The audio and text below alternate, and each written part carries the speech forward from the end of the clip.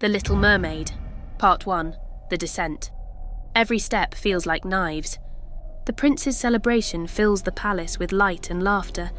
I stand at the edge, mute, bleeding from feet that aren't feet. 3 days since I walked out of the water.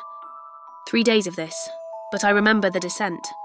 Going deeper than merfolk are meant to go.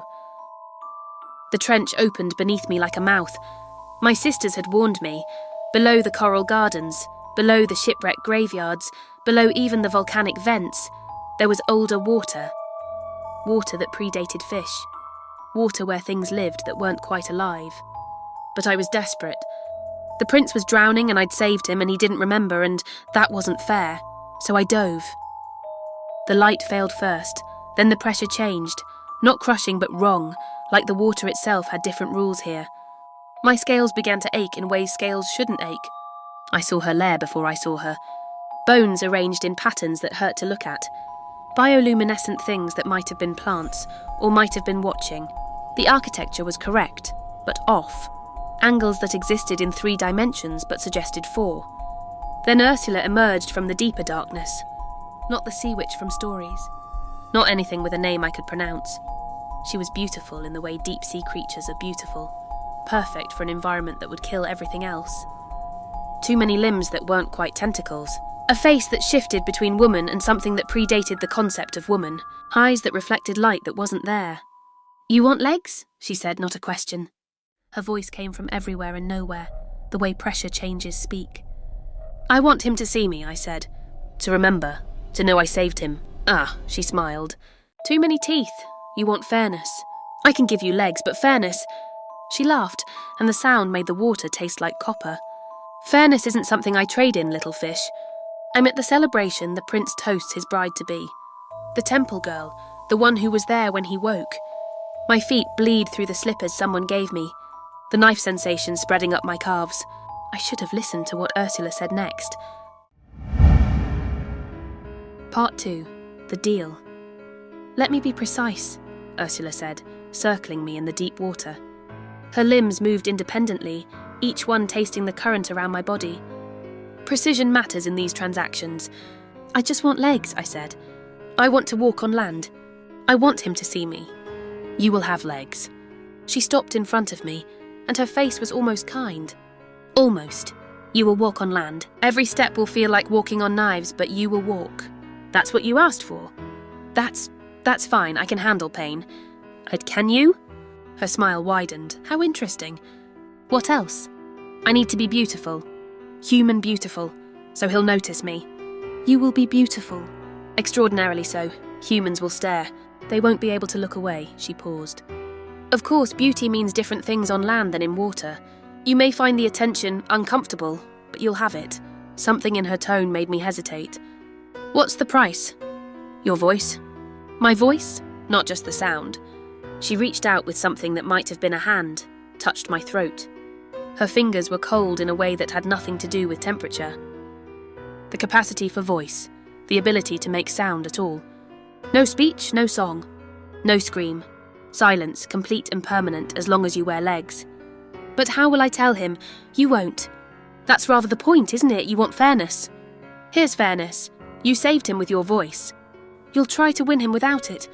Balanced, elegant, fair. And if he doesn't choose me?" Ursula's expression shifted. For just a moment I saw something vast behind her eyes, something that had been watching humans make this same mistake for centuries. 3 days, she said. "If the prince doesn't declare his love for you within 3 days of your transformation, you'll dissolve. Become foam on the water, not death, dissolution. The you that is you will scatter into everything, and nothing will remain that remembers being you. But these are the terms, unchangeable, already written in the water between us. You've been agreeing since the moment you dove below the coral gardens. The trench doesn't open for tourists, little fish, only for those ready to pay." I looked up toward the distant light. The surface was so far away. I'd come so deep, I accept. "Of course you do." Ursula smiled with all her teeth. "They always do. Now hold still. This will hurt more than knives. This will hurt in ways you don't have words for yet." She touched my tail and the water around us began to scream. At the celebration, I lean against a column. The knife pain has spread to my hips now, my spine. the magic eating me from the inside as it tries to maintain a form I was never meant to hold. The prince kisses his bride-to-be. Tomorrow is the wedding, the third day. The water Ursula gave me is already forgetting how to be me. Part 3. The Dissolution. The transformation hurt worse than Ursula promised. I remember screaming into the deep water as my tail split, not metaphorically split. The scales peeling away, the flesh tearing open, bones that had been one thing breaking and reforming into two things. My spine extending, vertebrae multiplying, everything that had been built for swimming reconstructed for walking. Ursula watched with clinical interest, taking notes almost. Like I was an experiment she'd run before but still found fascinating. "The pain is important," she said as I convulsed. "Transformation without suffering is just change. This," she gestured at my breaking body, "this is becoming. Much more permanent." My tail fins dissolved last, became toes, 5 on each foot. I stared at them in horror. They were obscene, too many. Too separate. How did humans walk on these?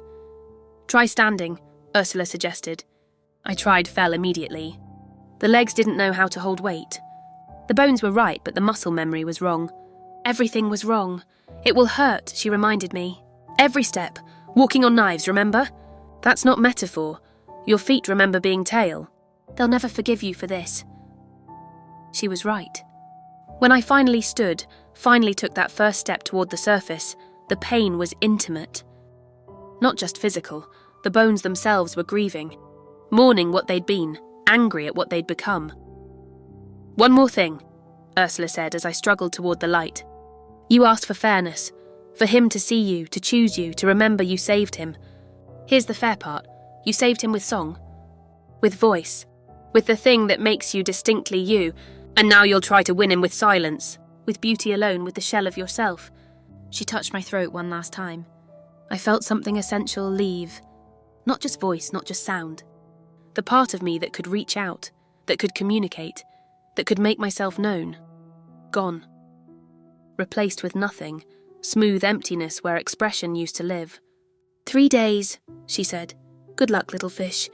Now at the wedding celebration, I feel it beginning. The dissolution Ursula promised.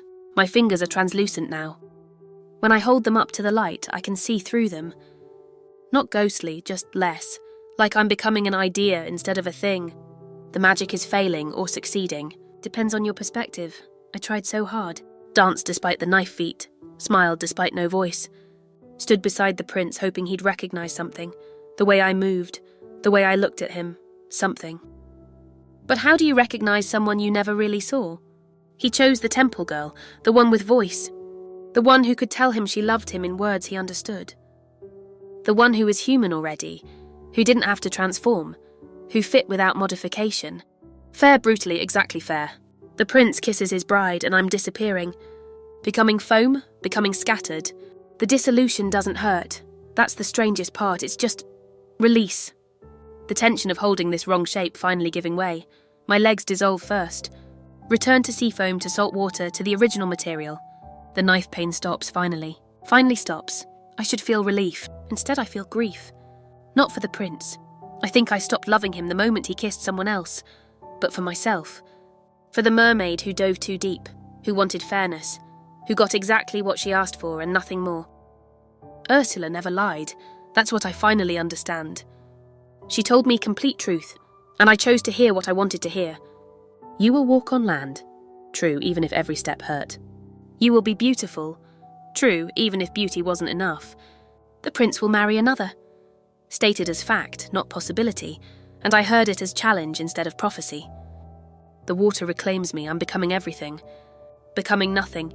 Scattering into foam and salt and the memory of wanting something so badly, I destroyed myself trying to reach it. The sea witch was fair.